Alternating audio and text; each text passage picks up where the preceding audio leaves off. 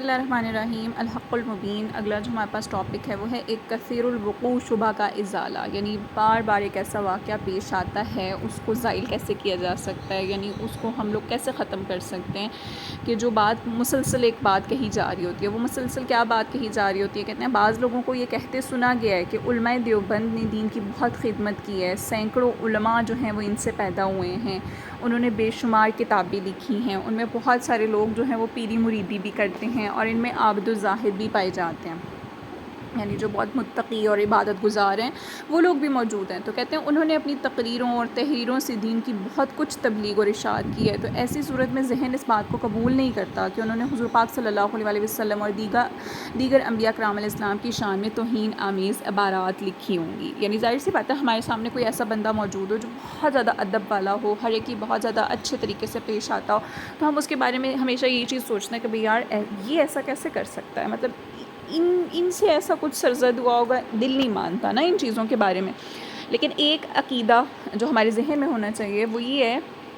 کہ دیکھیں دنیا میں جو بھی لوگ آئے ہیں وہ پرفیکٹ نہیں ہے۔ حضور پاک صلی اللہ علیہ وسلم کی ذات کو اللہ تعالیٰ نے کامل بنایا ہے، اس کے علاوہ اللہ کی عطا سے اگر کوئی ہو تو ہو، ورنہ کسی کے بارے میں ایسی کوئی شریعت کی طرف سے دلیل موجود نہیں ہے جس کو ہم کہیں کہ اس نے کبھی کوئی گناہ کیا ہی نہیں ہوگا، ٹھیک ہے۔ تو اس لیے انبیاء کرام علیہ السلام کے علاوہ عام جو یہ تمام لوگ ہیں، جو علماء ہیں، جو چاہے ولی ہیں، ان سے غلطیاں سرزد ہو سکتی ہیں، گناہ سرزد ہو سکتے ہیں، چاہے وہ کتنے ہی نیک اور پرہیزگار کیوں نہ ہوں۔ اس کا جو جواب یہاں پہ دیا جا رہا ہے، کہتے ہیں اس کا جواب ہے کہ اس قسم کے لوگوں سے توہین رسول صلی اللہ علیہ وسلم کا سرزد ہو جانا عقلاً یا شرعاً کسی طرح بھی محال نہیں ہے۔ یعنی عقل یہ بات کہتی ہے کہ ٹھیک ہے ایک بچے نے کبھی کوئی غلط کام کیا نہیں ہے، لیکن یہ مطلب تو نہیں ہے کہ وہ کبھی کر ہی نہیں سکتا، اور شریعت نے بھی ایسی کوئی دلیل وہاں پر بیان نہیں کی کہ یہ لوگ ایسا نہیں کریں گے یا کوئی بھی اس طرح، تو اس وجہ سے کہتے ہیں یہ چیز محال نہیں ہے۔ محال کا مطلب جو ناممکن ہو۔ اب بلعم بن باعور کتنا بڑا عابد تھا، زاہد تھا، مستجاب الدعوات تھا، یعنی اس کی دعائیں قبول ہوتی تھیں، لیکن اس نے حضرت موسیٰ علیہ السلام کی مخالفت کی تھی اور ان کی اہانت کی تھی، یعنی ان کی توہین کا مرتکب ہو کر وَلَٰكِنَّهُ لیکن وہ اخلدا اس نے رغبت کی یا وہ جھک گیا الی الارض زمین کی طرف، یعنی زمین سے مراد کہ وہ دنیاوی رغبتوں کی طرف جو ہے وہ جھک گیا، تو یہ ہوا اس کا مرتکب ہو گیا تھا، اس کا مستاق بن گیا تھا اور ہمیشہ کے لیے قعر مذلت میں گر گیا تھا۔ قعر کہتے ہیں کسی بھی گہرائی کو، نچلے درجے کو، مذلت ذلت سے بنا، یعنی ذلت کی گہرائیوں میں وہ گر گیا تھا۔ شیطان کا عابد و زاہد اور عالم و عارف ہونا اب یہ سب کو معلوم ہے کہ وہ سب سے زیادہ علم رکھتا تھا، سب سے زیادہ چیزوں کو پہچانتا تھا، لیکن جب وہ حضرت آدم علیہ السلام کی توہین کر کے راندہ درگاہ ہو گیا، راندہ درگاہ کا مطلب ہوتا ہے کسی در سے دھتکار دیا جانا، تو دوسروں کے لیے توہین رسول کا ارتکاب کیوں کرنا ممکن قرار پا سکتا ہے۔ یعنی کہتے ہیں کہ جب ہمارے سامنے مثالیں موجود ہیں کہ اتنے بڑے عابد جو ہیں وہ زاہد لوگ جو ہیں وہ اس طرح کے کام کر چکے ہیں، تو ان علماء کا کوئی اچھا ہونا اس چیز کی دلیل تو نہیں بن جاتا کہ یہ کبھی کوئی برا کام نہیں کریں گے، کیونکہ ہمارے سامنے مثال موجود ہے کہ جو اتنے اچھے تھے ان سے بھی گناہ سرزد ہوئے ہیں، وہ بھی جو ہیں وہ دھتکارے گئے ہیں۔ تو خوارج اور معتزلہ اور دیگر فرقے باطلہ، یعنی یہ تمام فرقوں کی بات ہو رہی ہے، خوارج کا، معتزلہ کا اور اس کے علاوہ دیگر جو جھوٹے باطل فرقے ہیں ان کا ذکر ہم لوگ انشاءاللہ قاعدہ نسبیہ میں پڑھیں گے، ان کے بارے میں یہ بات کی جا رہی ہے کہ ان کے علمی اور عملی کارنامے اگر تاریخ کی روشنی میں دیکھے جائیں تو اس زمانے کے حضرات مذکورین سے، یعنی جن کا ذکر کیا جاتا ہے، ان کے علم و عمل کا پلہ کہیں بھاری تھا۔ یعنی آج کل کے جو حضرات ہیں نا ان کی نسبت اگر ان کے پچھلے علماء کو دیکھیں تو وہ بہت زیادہ جو ہے وہ علم میں بھی زیادہ تھے، عمل میں بھی زیادہ تھے۔ ان کی جو مزعومہ بنتا ہے زعم سے، یعنی جو خیالی چیزیں ہوتی ہیں جن کا کوئی وجود نہیں پایا جاتا، وہ جو دینی خدمات ہیں، تدریس و تبلیغ ہے، تصنیف و تعلیب کے مقابلے میں ابنائے زمانہ کہتے ہیں جو موجودہ زمانہ ہے اس کی خدمات اور کارگزاریاں ذرا بے مقدار کی حیثیت بھی نہیں رکھتی۔ یعنی اگر پچھلے زمانے کے لوگوں کے اعتبار سے دیکھا جائے تو اب کے زمانے کے لوگ اتنے زیادہ علم والے یا اتنے زیادہ عمل والے نہیں ہیں، لیکن کہتے ہیں کہ یہ جو پچھلے لوگ ہیں نا ان کے یہ تمام علمی اور عملی کارنامے ان کو قعر دلالت سے نہ بچا سکے، یعنی گمراہی کی گہرائی میں گرنے سے ان کو نہیں بچا سکے۔ رہی خدمت اور حمایت دین، تو کہتے ہیں اس کے لیے ضروری نہیں ہے کہ اہل حق ہی کے ذریعے سے ہو، بلکہ اللہ تعالیٰ اپنے دین کی تائید جو ہے وہ نافرمانوں اور فاجروں سے بھی کر لیتا ہے۔ چنانچہ حدیث شریف میں وارد ہے کہ ان اللہ، بے شک اللہ تعالیٰ یؤید، وہ تائید کرتا ہے، وہ مدد کرتا ہے، حاذا الدین، یہ حاض الذین نہیں ہے، یہ حاض الدین ہے، دین، اس دین کی جو حمایت ہے، اس دین کی جو مدد ہے بالرجل الفاجری، وہ فاجر شخص کے ذریعے سے بھی کر دیتا ہے۔ کہتے ہیں لہٰذا اعانت جو مدد کرنا ہے حمایت دین ہے، اور ظاہری علم اور عمل کے پائے جانے سے ہرگز یہ بات لازم نہیں آتی کہ ایسے لوگ فی الواقع اللہ تعالیٰ کے نزدیک پسندیدہ اور محبوب ہوں گے۔ اب کفر، شرک یا بدعت یہ جو لگاتے ہیں دوسروں کے بارے میں، کہتے ہیں اگر غور سے دیکھا جائے تو ان حضرات کا سب سے بڑا کارنامہ یہ ہے کہ انہوں نے تمام امت مسلمہ کو کافر اور مشرک اور بدعتی بنا ڈالا ہے۔ کہتے ہیں مثلاً یا رسول اللہ کہنے والے کو یا رسول اللہ کہنا انہوں نے شرک قرار دے دیا ہے۔ اولیاء کرام کی جو نظر ہے لغوی معنی کے اعتبار سے جو ہم مانتے ہیں کہ جی ان کی مزاروں وغیرہ پر جا کر منت مانی جاتی ہے نا، یہ اس کے بارے میں، اس کو بھی یہ لوگ لغوی اعتبار سے شرک کہتے ہیں۔ مزارات اولیاء پر جانا، اس کو بھی یہ لوگ کفر کہتے ہیں۔ میلاد وغیرہ منانے کو بدعت کہتے ہیں۔ عرس کو حرام کہتے ہیں۔ 11ویں کو جو ہے وہ اسی طرح سے اس کو بھی شرک وغیرہ کہتے ہیں۔ کہتے ہیں ایسی انہوں نے بھرمار کی ہے کہ جس سے دوسرے تو کیا بچتے، یہ خود بھی محفوظ نہیں رہ سکے۔ کہتے ہیں یہ جو مختصر سا رسالہ مصنف کہتے ہیں کہ اس میں تفصیل تو ہم نہیں بیان کر سکتے، یعنی تفصیل کی گنجائش تو نہیں ہے، البتہ اجمالاً، یعنی اگر جسے کہتے ہیں نا مختصر بات ہو لیکن ایسی بات ہو جس کا وزن ہو، اس کو کہا جاتا ہے اجمال کے ساتھ اس کو بیان کرنا۔ کہتے ہیں اتنا عرض کر دینا کافی ہے کہ منصوص قطعی کا انکار کفر ہے۔ منصوص قطعی یعنی جو احادیث مشہورہ یا احادیث متواترہ جو ہوتی ہیں، اس کے علاوہ جو قرآن مجید کی آیات مبارکہ ہیں، ان کا انکار کرنا کفر ہے۔ غیر خدا کو خدا ماننا یا کوئی صفت کسی غیر کے لیے ثابت کرنا، یہ شرک کہلاتا ہے۔ اور دین میں ایسی چیز پیدا کرنا جس کی اصل دین متین میں نہ پائی جاتی ہو، وہ بدعت ہوتی ہے۔ یعنی بدعت کیا ہوتی ہے؟ یعنی ہر وہ چیز جو کسی دلیل شرعی یعنی شرعی دلیل کے، کوئی کسی آیت کے خلاف ہو، کسی حدیث کے خلاف ہو، اس کے اعتراض میں، اس کے معارض میں آ جاتی ہو، تو اس کو ہم لوگ اصل میں بدعت شرعیہ کہتے ہیں۔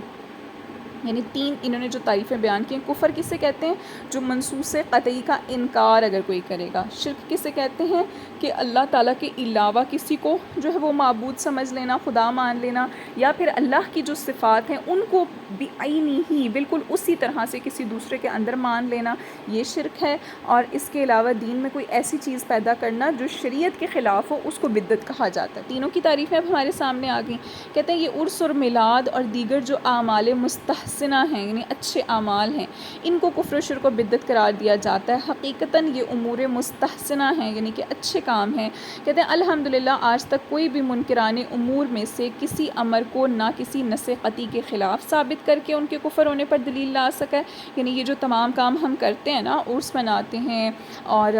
جو ہے یا رسول اللہ کہا جاتا ہے اولیاء کرام کی نظر، اب یہ جو تمام چیزیں ہیں نا، ان کو کسی آیت کے خلاف کبھی کوئی نہیں ثابت کر سکا کہ ان کو کفر کہا جا سکے، اور نہ ہی کبھی کوئی ایسی چیز ثابت کر سکا ہے کہ جس کے بیچ میں حدیث میں ان چیزوں سے منع کیا گیا اور ہم کرتے ہوں۔ ٹھیک ہے، تو یعنی اس کو کہہ سکتے ہیں کہ اس کو شرک بھی نہیں اس کے حکم میں کوئی ثابت کر سکا، اور نہ ہی ان کے بدعت ہونے پر کوئی استدلال کر سکا ہے، یعنی کوئی دلیل لا سکا ہے۔ البتہ اتنی بات ضرور کہی جاتی ہے کہ جی جس طریقے سے تم یہ کام کرتے ہو، اسی طرح خیر القرون میں یہ کام کسی نے نہیں کیا۔ خیر القرون سے مراد کہ جو حضور پاک صلی اللہ علیہ وسلم کا زمانہ تھا، جو صحابہ کا زمانہ تھا، اس کی یہ بات کی جا رہی ہے۔ کہتے ہیں لہٰذا یہ سب امور جو ہیں وہ بدعت ہیں۔ اس کے جواب میں تحقیق اور تفصیل تو کہتے ہیں انشاءاللہ دوسرے رسالہ میں ہدیہ ناظرین ہوگی۔ سردست یعنی یہاں پر لگے ہاتھ جسے کہتے ہیں نا، اتنا عرض کر دینا کافی ہے کہ اگر ان اموری حیت قضائیہ سے مراد کیا ہے؟ امور کہا جاتا ہے کاموں کو، حیت کہتے ہیں شکل کو، اور قضا اسی طرح اس طرح کی یہ جو شکل والے کام ہیں، یعنی جس طرح ہم کرتے ہیں نا، اسی شکل میں کہتے ہیں کہ ان کی جو تفصیلات ہیں وہ قرون اولیٰ میں نہیں پائی گئیں، یعنی پہلے جو ہم سے قرن گزرے ہیں، زمانے گزرے ہیں، ان میں نہیں پائی گئیں، تو صرف اس وجہ سے ان کو بدعت کہنا ہرگز درست نہیں ہو سکتا۔ کہتے ہیں دیکھیں قرآن مجید کے 30 پاروں میں جو تقسیم ہے، اعراب قرآن ہیں، جمع احادیث ہیں، بنائے مدارس یعنی مدارسوں کی جو بنیادیں رکھی گئی ہیں، تعلیم دین پر اجرت لینا، اور دیگر جو اعمال اور مشائق وغیرہ ہیں، بے شمار کام ایسے ہیں کہ خیر القرون میں ان کا وجود نہیں پایا گیا، یعنی پہلے زمانوں میں ان کا جو بہتر زمانے گزرے ان میں ایسا کوئی وجود تھا ہی نہیں، لیکن علماء دیوبند بھی انہیں بدعت نہیں کہتے۔ تو کہتے ہیں اس بات سے یہ بات معلوم ہو جاتی ہے کہ یہ بات قطعاً غلط ہے اور ناقابل قبول ہے۔ اسی طرح اگر کوئی منکر یعنی انکار کرنے والا کسی حجت شرعیہ سے ان امور کے اعتقاد یا عمل کا شرک ہونا بھی ثابت نہ کر سکا، یعنی کوئی بھی ایسا شخص نہیں ہے کہ جو شرعی دلیل شرعی حجت لے آئے اور ان امور کا عقیدہ رکھنے والے کو یا عمل کرنے والے کو شرک قرار دے سکے۔ کہتے ہیں شرک کے متعلق ہمارے ناظرین کرام یہ بات ضرور یاد رکھیں کہ شرک جو ہے وہ توحید کا مقابل ہے، اور مسئلہ توحید جو ہے وہ واجب عقلی ہے، یعنی عقل جس چیز کو واجب قرار دیتی ہے کہ ہم نے اللہ کو ایک ماننا ہے، لہٰذا جو شرک ہوگا نا وہ لا محالہ اعتقاد امر ممتنع لذاتی ہی کا نام ہوگا۔ اب اس کا مطلب کیا ہے؟ یہ لائن آپ کو سمجھ نہیں آئی ہوگی۔ شرک تو ہو گیا اللہ کے ساتھ کسی چیز کو صفات میں یا ذات میں شریک ٹھہرانا، ٹھیک ہے۔ لا محالہ کا مطلب ہوتا ہے ایسی چیز جو محال نہ ہو، یعنی ممکن ہو، ضروری ہو، لازمی ہو۔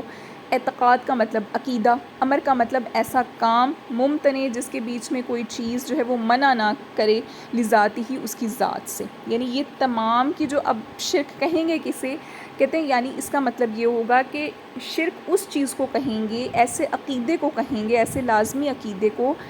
کہ بالکل وہی صفات، بالکل وہی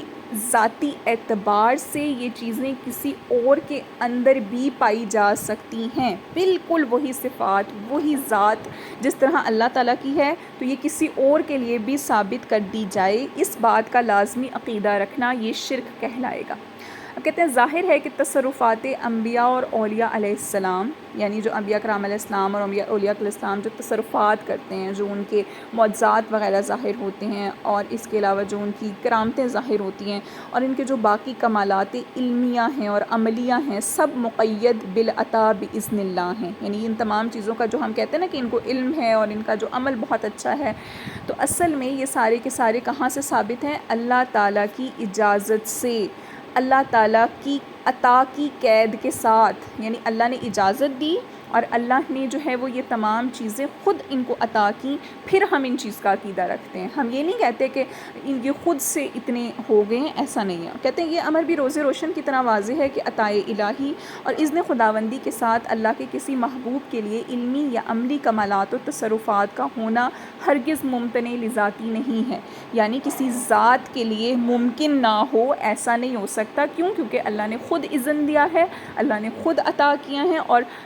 آیات اور احادیث اس بات کی دلالت کرتی ہیں۔ کہتے ہیں اس لیے اذن و عطا کی قید کے ساتھ ان کا اعتقاد کرنا، یعنی عقیدہ رکھنا کسی طرح بھی شرک نہیں ہو سکتا۔ البتہ کہتے ہیں الوہیت، یعنی اللہ تعالیٰ کے جو الہ ماننا ہے، معبود ماننا ہے، اور وجوب وجود، وجوب وجود کہا جاتا ہے ایسا وجود جو ہمیشہ سے ہے اور ہمیشہ رہے گا، یہ نہیں کہ کبھی ہو گیا کبھی نہیں ہوا، ہمیشہ کے لیے ہے۔ اور غنائے ذاتی کا مطلب یہ کہ جو کسی کا محتاج نہیں ہے، اپنی ذات میں ہے، دوسرے کی ذات سے بے نیاز ہے، یعنی یہ جو صفات ہیں یہ صرف اور صرف اللہ کے ساتھ ہی پائی جاتی ہیں، ٹھیک ہے۔ باقی جو تمام جو دنیا ہے نا وہ ممکن الوجود ہے، یعنی